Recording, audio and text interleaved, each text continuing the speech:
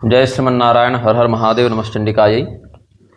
कुछ वर्ष पूर्व श्री मोहित श्रीवास्तव के प्रश्न करने पर हमने कायस्थों के वर्ण निर्धारण से संबंधित एक लेख लिखा था, जो लेख कायस्थ समाज में बहुत अधिक प्रसिद्ध हुआ। कुछ लोग हमारे कथन से सहमत भी थे, कुछ लोग असहमत भी थे, और उसके बाद उसी लेख को आधार बनाकर हमने एक वीडियो वक्तव्य भी निर्गत किया था। उस वीडियो के बाद भी हमें कायस्थ समाज के ही विभिन्न उपजातियों से जुड़े हुए बहुत से लोगों ने संपर्क किया और अपनी अपनी प्रतिक्रियाएं दी थी। कायस्थ समुदाय के वर्ण निर्धारण के विषय में उस समय लेख और वीडियो के तात्कालिक समय में हमारे पास शास्त्रीय और ऐतिहासिक श्रेणियों में जो प्रमाण उपलब्ध थे, उनके आधार पर हमने अपनी बात कही थी। और कायस्थों को बाहुल्यता से शास्त्रों में जहाँ क्षत्रिय बताया गया है, क्षत्रिय वर्ण के अंतर्गत उनकी प्रतिष्ठा बताई गई है, उन बातों को हमने उल्लिखित किया था। साथ ही इस बात पर भी हमने प्रकाश डाला था कि कायस्थ समुदाय में केवल क्षत्रियों की ही प्रतिष्ठा नहीं है, अपितु वर्णशंकर कायस्थ भी होते हैं। वैश्य या शूद्र वर्ण के समकक्ष भी कायस्थों की बात शास्त्रों में अलग अलग ऐतिहासिक आख्यायिकाओं में और प्रमाणों में प्राप्त होती है। कायस्थों के ही अंतर्गत अंबष्ठ और कर्ण, ये दो उपभेद भी प्राप्त होते हैं, और इन दोनों को अनेकानेक शास्त्रों में वर्णशंकर भी बताया गया है। अब इस बात को लेकर समाज में बहुत दिनों से भ्रांति व्याप्त थी। पहले के वक्तव्य में हमने वर्णशंकर वाले विषयों पर प्रकाश डाला था। कालांतर में कायस्थ समुदाय के अनेकानेक शोधकर्ताओं ने हमें अपने पास उपलब्ध और भी ऐतिहासिक शास्त्रीय प्रमाण भेजे, और कुछ पांडुलिपियाँ गंगानाथ झा परिसर, जो केंद्रीय संस्कृत विश्वविद्यालय का प्रयागराज में है, वहाँ से भी हमने प्राप्त किए, वहाँ के अभिलेखागार से हमने प्राप्त किया। तो वहाँ जो पांडुलिपियाँ कई शताब्दी प्राचीन हमें मिली, उनके अध्ययन से भी यह बात समझ में आती है कि अंबष्ठ और कर्ण, ये दोनों शब्द कायस्थों के शुद्ध क्षत्रिय परंपरा के लिए भी आते हैं, और वर्णशंकर अंबष्ठ और कायस्थ भी अंबष्ठ और कर्ण भी होते हैं, जो भिन्न उपजातियाँ हैं। तो अहल्या कामधेनु नामक एक प्रामाणिक निबंध ग्रंथ है, जो व्रत इत्यादि का निर्धारण करता है। हमारे सनातन धर्म के मध्यवर्ती, मतलब ऐसे प्रचलित भाषा में मध्यवर्ती कह देता हूँ मैं, बहुत से निबंध ग्रंथ आचार्यों ने लिखे हैं। जैसे कि वर्षकृत्य है, जिसकी मिथिला में विशेष प्रतिष्ठा है। निर्णय सिंधु है, जिसकी लगभग पूरे भारत में विशेष प्रतिष्ठा है। धर्म सिंधु है, और वीर मित्रोदय है, चतुर्वर्ग चिंतामणि है, और जय सिंह कल्पद्रुम है। ऐसे बहुत से व्रत रत्नाकर है। ऐसे अनेकानेक ग्रंथ हमारे पूर्वाचार्यों ने लिखे, ताकि अलग अलग लुप्तप्राय ग्रंथों और पद्धतियों में जो बात है वो एकत्र हमें प्राप्त हो जाए। तो उसी श्रेणी में एक निबंध ग्रंथ है, जिसको अहल्या कामधेनु कहा जाता है। अहल्या कामधेनु में अंबष्ठ और कर्ण के विषय में और कायस्थों के विषय में बहुत अच्छे से प्रकाश डाला गया है। देखो, अंबष्ठ और कर्ण ये वर्णशंकर जातियाँ भी हैं। अगर ब्राह्मण वर्ण का पिता हो और वैश्य वर्ण की माता हो, तो उससे अंबष्ठ नामक जाति की उत्पत्ति होती है, जो कि महावत का कार्य किया करते हैं। एवं विध वैदिक कर्म करने वाले अंबष्ठ कर्ण इत्यादि की बात भी आती है, जिसके विषय में हम पहले के वक्तव्यों में चर्चा कर चुके हैं। व्यास स्मृति इत्यादि के भी श्लोकों को हमने अन्य वक्तव्यों में उद्धृत किया था, जहाँ कायस्थों के लिए वर्णशंकर इत्यादि का प्रयोग किया गया है। और मेरुतंत्र के भी बुद्धोपासना पर कुछ श्लोक हमने बताए थे, जिसमें वेदेतर कृत्यों में कायस्थों का अधिकार बताया गया है, वैदिक कृत्यों में नहीं। ये भी कुछ बातें हमने बताई थी। किंतु कायस्थों के प्रधानता से 8 और गौण रूप से 12 प्रभेद भी मिलते हैं, जिन प्रभेदों के अंतर्गत क्षत्रियों की शुद्ध कुलीन परंपरा में भी जो कायस्थ होते हैं, उसमें भी अंबष्ठ और कर्ण नाम की जातियां मिलती हैं। तो यहाँ जो अंबष्ठ और कर्ण हैं, वो वर्णशंकर नहीं है, अपितु इनकी उपासना औपासिक और क्षेत्रगत प्रतिष्ठा के कारण इनको अंबष्ठ और कर्ण कहा जाता है। इसके विषय में अहल्या कामधेनु का जो मत है, वह कहता है, हिमवान अम्बा देवी मासाद्य अंबष्ठाख्य। चित्रगुप्त के पुत्र, जिनका नाम हिमवान था, बहुत से पुत्र थे उनमें, तो उनमें एक हिमवान भी थे। उन्होंने अम्बा देवी की बहुत आराधना की थी, और उन्हीं के आशीर्वाद से फिर उनका आगे वंश बढ़ा था। तो अम्बा में निष्ठा रखने के कारण, अम्बानिष्ठ होने के कारण उनको अंबष्ठ कहा गया। और कर्ण जो है, उसमें कहते हैं कि वही हिमवान के एक भाई थे, जिनका नाम था अरुण। वो कर्ण नामक प्रदेश में रहने लगे थे, तो उस क्षेत्र के आधार पर उनके वंश की ख्याति हो गई। अरुण कर्ण देशवासात कर्णाक्षः, ये कहते हैं कि अरुण और हिमवान, तो हिमवान अंबानिष्ठ होने से अंबष्ठ वंशधर हुए, और अरुण कर्ण देशस्थ होने से कर्ण वंश धर हुए, ये समझा जाना चाहिए। इसके विषय में आगे के श्लोक हम अहल्या कामधेनु से बताते हैं, जो कहते हैं कि भगवान चित्रगुप्त की जो प्रथम पत्नी थी जिनका नाम था इरावती, उनसे 8 पुत्र हुए, और दूसरी पत्नी जिनका नाम था दक्षिणा, उनसे 4 पुत्र हुए। तो ऐसे करके 12 पुत्रों की परिगणना होती है। चित्रगुप्तेन साकन्या अष्टौ पुत्रा नजी जनक, चारुः सुचारुश्चित्राक्षो मतिमान हिमवान तथा, चित्रचारुश्चारुणश्च अष्टमोतीन्द्रियस्तथा, द्वितीया देवकन्या च दक्षिणाया विवाहिता, तस्याम पुत्राश्च चत्वारस्तेषां नामानि वैश्रणु। इस प्रकार से उद्धरण मिलता है। उसके अंत में कहते हैं अम्बा माराध्य हिमवान तेनाम वष्ठ इति स्वतः। अम्बा की आराधना करने से, अम्बा की उपासना में निष्ठा रखने से हिमवान, ये हिमवान जो है वो ये पर्वतराज हिमालय नहीं है, ये चित्रगुप्त के पुत्र हिमवान नामक एक देव विशेष हैं जिनका अम्बष्ठ संज्ञा युक्त होना सिद्ध होता है। और शिवाजी के समकालीन और जिनका कर्मकांडीय समर्थन शिवाजी को बहुत प्रखर रूप से प्राप्त हुआ, ऐसे पंडित गागा भट्ट, इन्होंने भी जो वर्णशंकर अम्बष्ठ हैं, अनुलोम वर्णशंकर में जिनकी गणना होती है, और जो क्षत्रिय वर्णांतर्गत कायस्थ अम्बष्ठ हैं, उनमें भेद बताया है। इसमें कहते हैं कायस्थ पद्धति इत्यादि उनके ग्रंथ भी प्राप्त होते हैं, जिसमें बहुत विस्तार से उन्होंने कायस्थों पर चर्चा की है। द्विजातिवत उनके उपनयनादि का भी वर्णन किया है। और वहाँ स्पष्ट कहते हैं कि जो अनुलोम वर्णशंकर वाले जो अम्बष्ठ होते हैं उनका जन्म कैसे हुआ, तो वैश्य स्त्री द्विज संभूतोम बष्ठ स्यादनुलोमतः। वैश्य वर्ण की माता हो और पिता ब्राह्मण वर्ण से हो तो उससे उत्पन्न होने वाली संतान अम्बष्ठ कहलाती है। उसका कार्य क्या है, महावत का कार्य, हाथी इत्यादि के जो रक्षक होते हैं, प्रशिक्षक होते हैं, हाथी से जिनकी आजीविका चलती, महावत आप जानते हैं।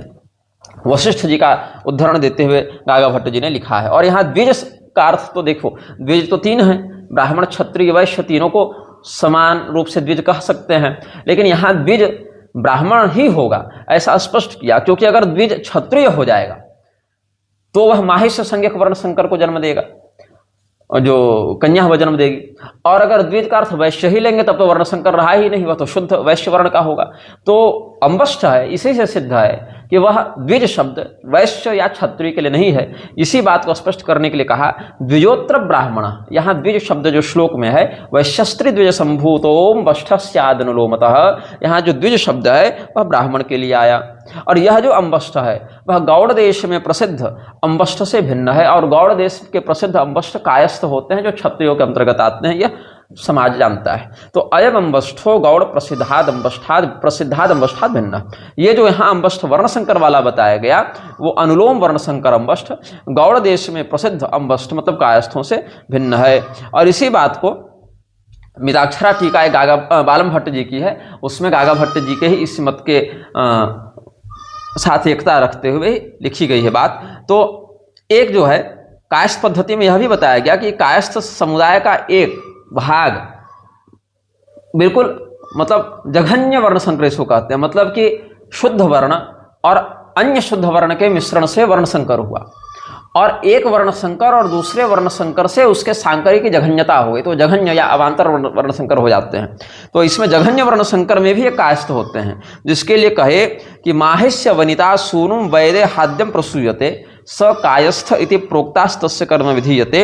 वो क्या है, माहिष्य जाति की माँ हो और वैदेह जाति का पिता हो, तो ये कायस्थ नामक जघन्य वर्ण शंकर के जनक होते हैं, जननी होते हैं। तो माहिष्य कौन होता है, क्षत्रिय पिता हो और वैश्य वर्ण की माता हो तो माहिष्य नामक अनुलोम शंकर होता है। और अगर वैश्य वर्ण का पिता हो और ब्राह्मण वर्ण की माता हो तो वैदेह नामक वर्ण शंकर होता है। ये वैदेह जनक जी वाले विदेह से वैदेह वाले अलग हैं, उस पर मिश्रण मत कर दीजिएगा। और अगर वैदेह पिता हो और माहिष्य कन्या हो तब उनसे उत्पन्न होने वाले जघन्य वर्ण शंकर को भी कायस्थ कहा जाता है। तो गागा भट्ट हो या निर्णय सिंधुकार कमलाकर भट्ट हो या बालम भट्ट हो या आधुनिक कुछ काल पहले के स्वामी करपात्री जी जैसे वर्णाश्रम धर्मनिष्ठ जो विद्वान हुए, उन्होंने इस बात को जोर देकर कहा है कि वर्ण संकर कायस्थ जो हैं, जहाँ जहाँ वर्ण संकर वाली बात कायस्थों के लिए आती है वहाँ इसी वर्ण संकर की बात है। और अम्बष्ठ करण जो हैं वो अन्य भी प्राप्त होते हैं जो शुद्ध कुलीन क्षत्रियो उत्पन्न कायस्थों में आते हैं। तो इसके लिए सबसे पहले हम आपको शब्द कल्पद्रुम का एक संदर्भ देंगे, जहाँ पर अहिल्या कामधेनु की ही बात की सिद्धि हो जाती है, जहाँ अम्बष्ट शब्द की व्युत्पत्ति ही कहते हैं अम्बायाम मातरि तिष्ठति, और अम्बायाम मातरि तिष्ठति से अम्बष्ट शब्द की निरुक्ति का है, जो अहल्या कामधेनु से हमने आपको बताया हिमवान वाले प्रकरण में। और आगे फिर बताया विप्राद वैश्यायाम उत्पन्न, जो कि असवर्ण विवाह से उत्पन्न जो अनुलोम वर्ण संकर होता है उसके अंतर्गत आ गए। और भरत कोश के एक अमरकोश की टीका में भरत का संदर्भ देते हैं, कहते हैं अस्य अयम चिकित्सा वृत्ति वैद्य इति ख्यात, ऐसा कह के कि इसका कार्य हस्तपक करके आगे कह दिया कि महावत का भी काम करते हैं, चिकित्सा का भी कार्य करते हैं। और महावत के लिए अम्बष्ट शब्द आया है भागवत महापुराण में, आपको स्मरण होगा, जब कुवलया पीड़ हाथी भगवान के सामने मार्ग को अवरुद्ध करके खड़ा रहता है, तो महावत को भगवान धमकी देते हैं कि रास्ता खाली कर दो, नहीं तो हाथी को भी मारूंगा, तुमको भी मारूंगा। अम्बष्ठाम्बष्ट नौ मार्गम देह्य पक्रममाचरम नोचत सकुंजरम ताद्य नयाम यम साधनम इत्यादि भगवान कहते हैं। अब जो शुद्ध क्षत्रिय कुलोत्पन्न अम्बष्ट होते हैं, जो कायस्थों के अंतर्गत जो शुद्ध कुलीन अम्बष्ट हुए, जो क्षत्रिय हुए, उसमें कौन है? तो कहा कि पहले तो आपको हम बता दिए कि अम्बा माराध्य हिमवान तेनाम बष्ठ स्वतः यह कह दिए। और आगे देखिए कि जो वर्ण संकर अम्बष्ट है उनका काम क्या है? वैद्य कर्म है। तो बृहद्धर्म पुराण में कहते हैं कि जो वर्ण संकर अम्बष्ट होते हैं वो वैद्यक कर्म करते हैं। आयुर्वेदस्तुयो दत्तस्तुभ्यम अम्बष्ठ भूसुरई तेन प्रमत्तो नैवान्यत पुराणादि वदिष्यसि आयुर्वेदात् परम नान्यद युष्माकं वाच्यमर्हति वैश्यवृत्त्या भेषजाने कृत्वा दास्यत सर्वतः। कि हे अम्बष्ठों, ब्राह्मणों ने आपको आयुर्वेद का ज्ञान दिया है, आप आयुर्वेद का ही पालन करें, अन्य पुराण इत्यादि का प्रवचन आप न करें। नैवान्यत पुराणादि वदिष्यसि, आयुर्वेद के अतिरिक्त अन्य शास्त्र आपके लिए नहीं है। वैश्यवृत्ति के अनुसार आप औषधियों का निर्माण करके सबको प्रदान करें। ये किसके लिए कहा? जहां वर्णशंकर प्रकरण आपको बृहद्धर्म पुराण के आखिरी में मिलेगा, वहां आपको मिला है। तो अच्छा, लेकिन जो चित्रगुप्त वंशीय अम्बष्ठ हुए, जो चित्रगुप्त की पत्नी इरावती के पुत्र अरुण और हिमवान के वंशज हुए, उनके लिए कहा गया कि यहाँ तो निषेध किया वर्णशंकर को कि नैवान्यत पुराणादि वदिष्यसि। अब पुराण में ही निषेध हो गया तो उससे वेद में निषेध स्वतः सिद्ध हो जाता है। तो यहाँ कहते हैं कि जो शुद्ध क्षत्रिय वाले कायस्थ वाले अम्बष्ठ हुए उनके लिए कहते हैं अपरे चा भवन पुत्राश्च चित्रगुप्तान महामते कुशलाः सर्वशास्त्रेषु ह्यम्बष्ठाद्याश्च सत्तमाः पुत्रान् प्रस्थापयामास चित्रगुप्तो महितले धर्मा चित्रगुप्तो महामते। यहाँ पर जो अम्बष्ठों की बात आई, जो चित्रगुप्त हुए, उन्होंने कहा कुशलाः सर्वशास्त्रेषु, और वर्णशंकर अम्बष्ठों के लिए कहा नैवान्यत पुराणादि वदिष्यसि। तो इससे उनके शास्त्राधिकार से ही वर्ण का निर्धारण सरलता से हो जाता है। जो व्यक्ति वेदाधिकारी न हो या पुराणाधिकारी न हो, स्मृत्यधिकारी न हो, वह कुशलाः सर्वशास्त्रेषु वाली विशेषता को धारण नहीं कर सकता है। तो इसीलिए धर्माधर्म विचारज्ञ और कुशलाः सर्वशास्त्रेषु, इन विशेषताओं को यहाँ स्पष्ट उल्लिखित किया गया। इससे सिद्ध है कि वह क्षत्रिय के अंतर्गत आते थे। और क्षत्रिय के अंतर्गत केवल इसी युक्ति से नहीं, अपितु शब्दशः प्रमाण से भी हम ग्रहण करेंगे।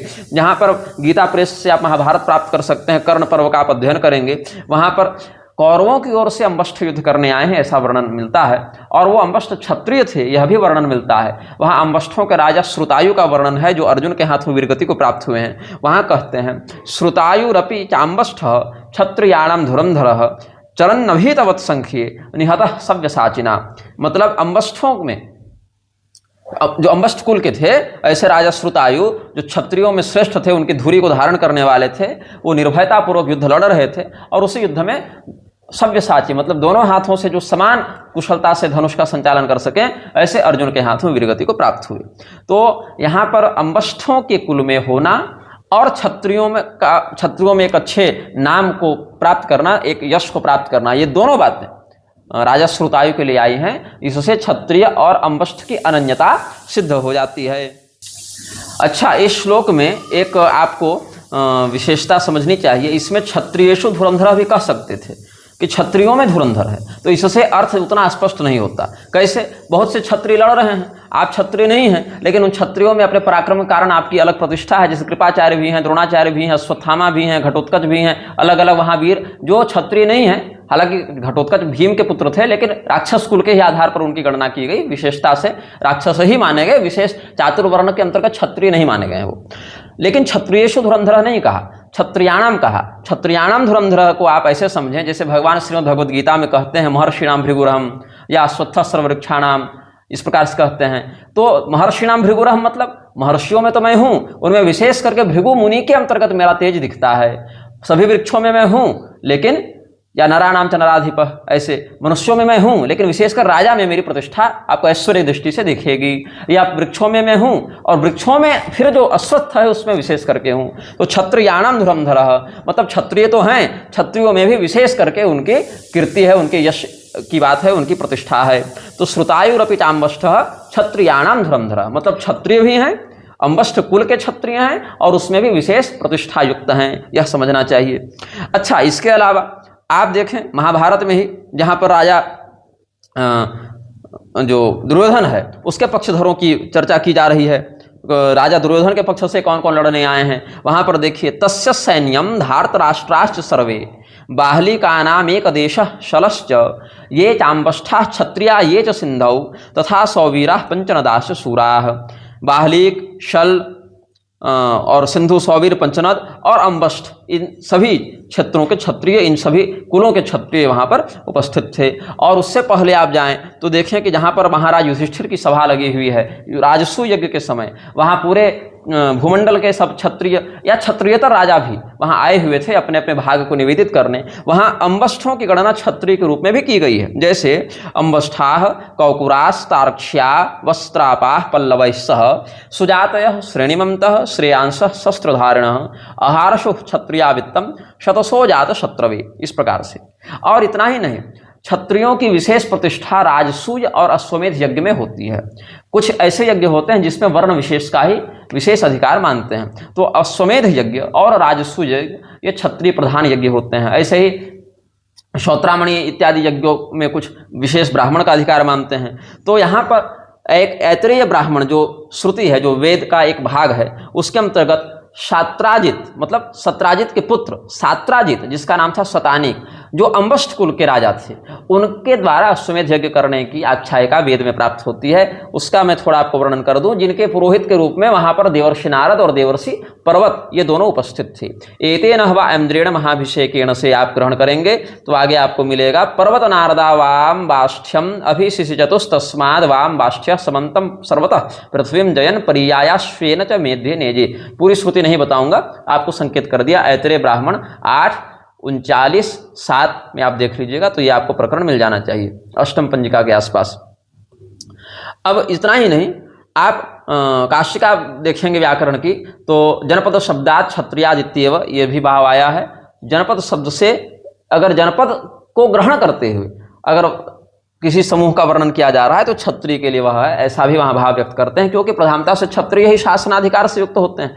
तो क्षत्रिय के आधार पर उस जनपद की प्रतिष्ठा हुई और इसीलिए जनपद का संकेत जो है वह सीधे क्षत्रिय से उस वंश की अनन्यता को सिद्ध कर देता है। तस्य वही जनपद शब्दता क्षत्रिय वाचित्वम च संभवती। न्यास भाष्य कहते हैं इसमें, न शास्त्रांतर परिभाषितस्य आम्बष्ठः सौवीर्यः, सौवीर देश के लिए, अंबष्ठ देश के लिए वहाँ क्षत्रिय को आम्बष्ठ या आम्बष्ठो राजा सौवीर्यः, इस प्रकार से शास्त्र का वाक्य व्याकरण के दृष्टिकोण से भी प्राप्त होता है। तस्य वही जनपद शब्दता क्षत्रियवाचित्वम च संभवती, ये कह देते हैं। अर्थात उसी शब्द का ग्रहण होगा जो जनपद का भी वाचक हो और क्षत्रिय जाति का भी वाचक हो। यहाँ अन्य शास्त्र जैसे चिकित्सा शास्त्र या स्मृतियों में परिभाषित किसी अन्य वर्ण संकर का अंबष्ठ का ग्रहण संभव नहीं। न शास्त्रांतर परिभाषितस्य, तो किसका, तो जनपद शब्दता क्षत्रिय वाचित्वम च संभवती। च मतलब और कह दिया, मतलब विकल्प नहीं है, दोनों का संबंध है। अगर विकल्प होता तो वा कहता कि क्षत्रिय वाचित्वम वा संभवती, लेकिन च कहा तो च लग गया जनपद शब्दता और क्षत्रिय वाचित्वम के साथ संबंध दिखाने के लिए कि जो भौगोलिक क्षेत्र भी दिखाए और क्षत्रिय कुल को भी दिखाए। तो यहाँ पर दो उदाहरण दिए, एक अंबष्ठ का और एक सौवीर का। तो अंबष्ठ वंश का हो गया आम्बष्ठ और आम्बष्ठो राजा तस्य राजनीत्येव, यह स्पष्ट किया आगे। तो इस प्रकार से शब्द के अनुसार भी, इतिहास के अनुसार भी और वर्णाश्रम की मर्यादा के अनुसार भी क्षत्रियों के अंतर्गत जो कायस्थ हैं उनमें अंबष्ठ संज्ञक जाति भी एक प्राप्त होती है जो वर्णशंकर नहीं है। तो ये कहना कि अंबष्ठ केवल वर्णशंकर होते हैं, अंबष्ठकरण आप साथ जोड़ लेंगे, केवल वर्णशंकर होते हैं, यह भी पूरी सही बात नहीं। और कहना कि अंबष्ठकरण केवल क्षत्रिय ही होते हैं, यह भी पूरी सही बात नहीं। दोनों ही प्रकार के जातियां समान शब्द के साथ वर्णन में देखने को मिली हैं और जिनकी वंश परंपरा में जो है उसमें बिना कोई कपट किए हुए उसको स्वीकार करना चाहिए। इतना ही नहीं, आप देखिए एक हेमचंद्राचार्य जी की जो है रचना, जिसमें हेमचंद्राचार्य जी द्वयाश्रय महाकाव्य लिखे हैं, उसकी एक टीका का यहाँ संदर्भ हम देंगे। आम्बस्थस्तस्य भावोपस्ताम जुषमते सेवन्ते ये ते धनुर्विद्यादि कलाकुशला इत्यर्थ।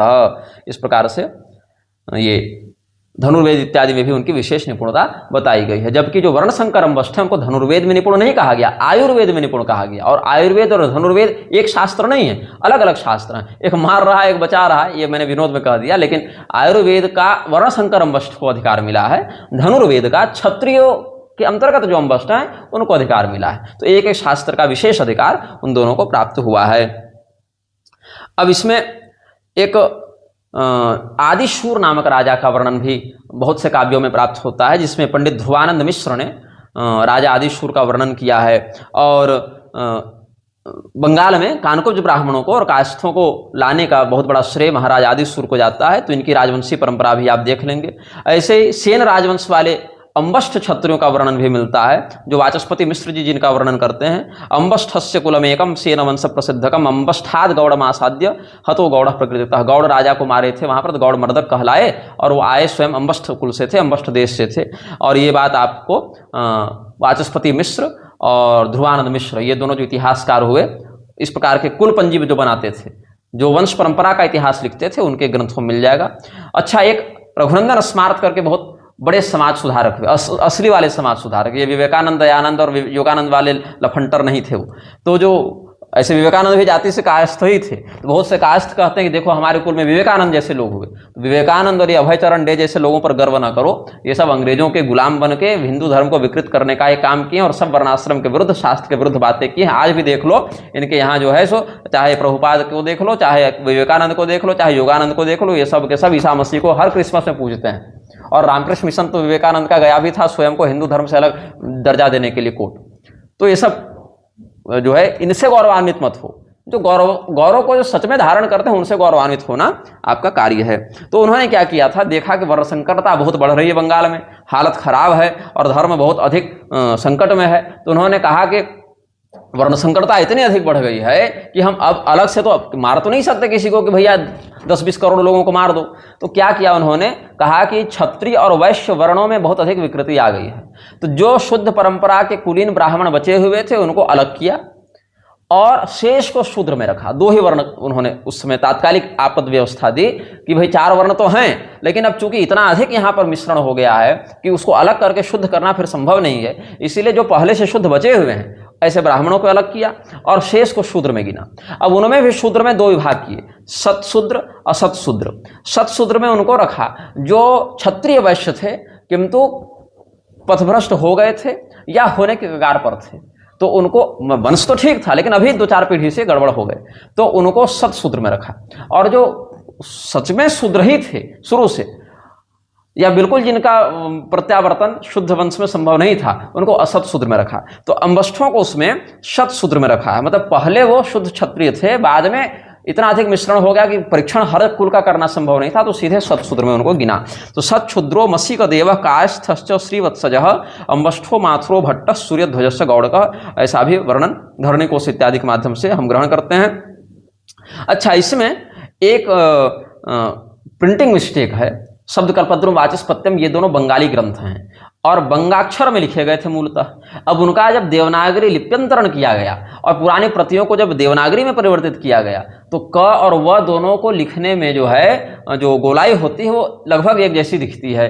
तो वहां पर कर्णाकर्ण शब्द जो है वह वर्णावर्ण के रूप में कुछ लिपिकों को दिखा होगा, तो उन्होंने कर्णाकर्ण को वर्णावर्ण लिख दिया। तो भ्रम हो गया कि वर्ण और अवर्ण की बात है, मतलब वर्ण शुद्ध 4 और वर्ण संकर अनंत, तो उनकी बात हो गई।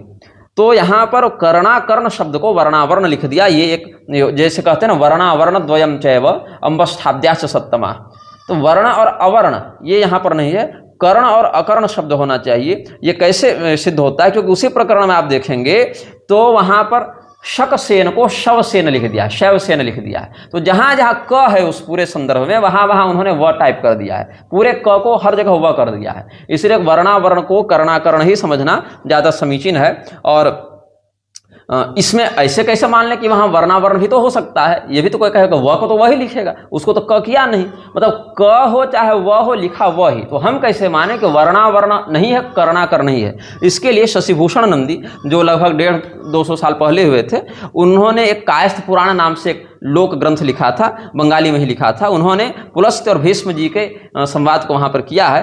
तो उसका जो हिंदी अनुवाद है वो कहते हैं कि चित्रगुप्त की वंश परंपरा में उत्पन्न जातियों को सुनो, मैं तुम्हें उनके बारे में बताता हूँ।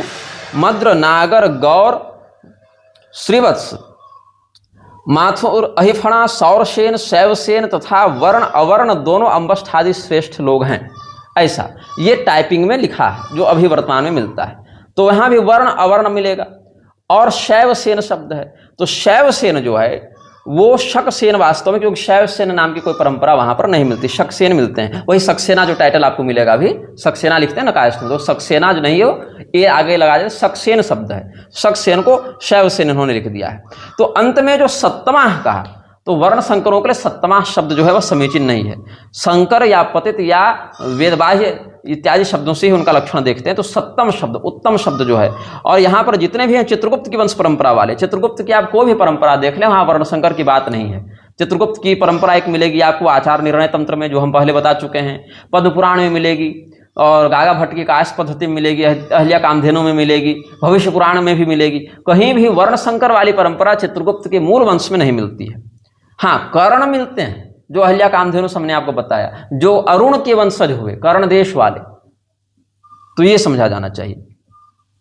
अब इसमें एक और है जो राजर्षि घोष का संग्रह है, digital library of Rajarshi Ghosh, centre for studies in social sciences Calcutta, Kayastha कार्यका वंशावली। वहाँ पर कुछ ऐसी बातें हैं जिनसे यह स्पष्ट होता है कि कायस्थों में अंबष्ठ कुलोद्भव सेन वंश ने राज्य किया था, और वो क्षत्रिय जाति से थे। ऐसा विष्णु पुराण व महाभारते अंबष्ठ जाति क्षत्रिय जाति मध्य परिगणित आछे, एवं पाणिनियो अंबष्ठ जाति के क्षत्रिय बलियाछेन, किंतु इहातेई सिद्धांत करा जायते पारे ना जे सेन राजगण ए शंकर जाति छिलेन, शेष भोजराज कायस्थ जाति छिलेन, संभवतः कायस्थगण अंबष्ठ क्षत्रिय छिलेन, एवं आदिशूर राजा ओ तत्परवर्ती सेन राजगण ए वंशी छिलेन। उसी वंश के सेन राजवंश जो आदिशूर के माध्यम से चला वो कायस्थ क्षत्रिय थे, ये वहां पर स्पष्ट कहा गया है। तो जो कर्णाकर्ण द्वयम चैव था वो वर्णावरण यहाँ पर जो गलती से छप गया वो हो गया। तो ये जैसे श्रीवास्तव को भी इन्होंने श्रीवांतव लिखा है, और शैवसेन सक्सेन को शैवसेन लिखा है, ऐसे करके। तो ये जो लिपिकार का दोष है उससे उनका वर्णसंकर होना सिद्ध नहीं होता है। आपको हम पहले भी अंबष्ठाद्य सुजातय, ये भविष्य पुराण के प्रतिसर्ग पर्व में आया, वहाँ सप्तमा या सुजातय, वर्ण संकर को सुजाति के अंतर्गत रखना भी समीचीन नहीं है। इसके अतिरिक्त आपको नागेंद्रनाथ बसु के कायस्थ वर्ण निर्णय को देखना चाहिए, उससे भी अंबष्ठों का क्षत्रियत्व सिद्ध हो जाता है। घटक कारिका एक ग्रंथ है जिसमें अंबष्ठ राजा आदिशूर का दरबार वर्णित है, वहाँ भी अलग से उनको अंबष्ठ कुल संभूत आदिशूरो नृपेश्वर ऐसा कहा गया। और आढ़ गौड़ वरेन्द्राश्च वंगदेशस्तथैव च एतेषां नृपतिश्चैव सर्वभूमिश्रो यथा, ऐसा वहाँ पर जब कानकुज ब्राह्मणों को बंगाल लेकर आए हैं गौड़ देश की ओर, तो वहाँ पर जहाँ आदिशूर का दरबार लगा वहाँ भी क्षत्रिय के रूप में। इसी के साथ साथ एक सूर्जन चरित एक महाकाव्य है मध्यकाल का, वहाँ पर भी अंबष्ठ का क्षत्रिय होना सिद्ध होता है। तो इस प्रकार से अलग अलग लोक ग्रंथों में और अलग अलग शास्त्रीय उद्धरणों से भी अंबष्ठों का मिलता है ये वर्णन क्षत्रियों के रूप में। तो कायस्थ जो हैं वो, अच्छा इसमें क्या है, कायस्थों को ब्राह्मण बताने का भी एक षड्यंत्र चल रहा है। गोरखपुर से कुछ छपा है साहित्य, उसमें सबको, ये लोग जो गायक था वो क्या नाम था, मुकेश माथुर, उसको भी बता दिया, मुंशी प्रेमचंद को भी बता दिया, ये सब ब्राह्मण हैं। और शायद ये अमिताभ बच्चन को भी बता दिया ब्राह्मण में, जितने लोग ये दिखे सबको ब्राह्मण बता दिया कायस्थों में। तो कुछ लोगों ने कह दिया कायस्थ ब्राह्मण होते हैं, जबकि ब्राह्मणों के रूप में कोई शास्त्रीय प्रमाण नहीं मिलता है।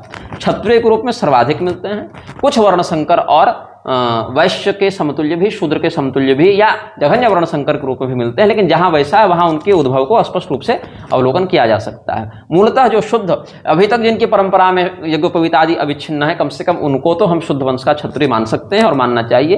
तो अंबष्ठ और कर्ण के विषय में उस समय जो हमारे पास प्रमाण थे उनको हमने तब बता दिया था। अब अधुना अधिक शोध और अध्ययन से जो बातें सामने आई हैं, अब हमने उनको आपके सामने प्रस्तुत किया है। आप सब अपने विवेक से दोनों वक्तव्यों को सुने, समझें और तदनुसार व्यवहार करें। जय श्रीमन्नारायण, हर हर महादेव, नमः शिवाय जी।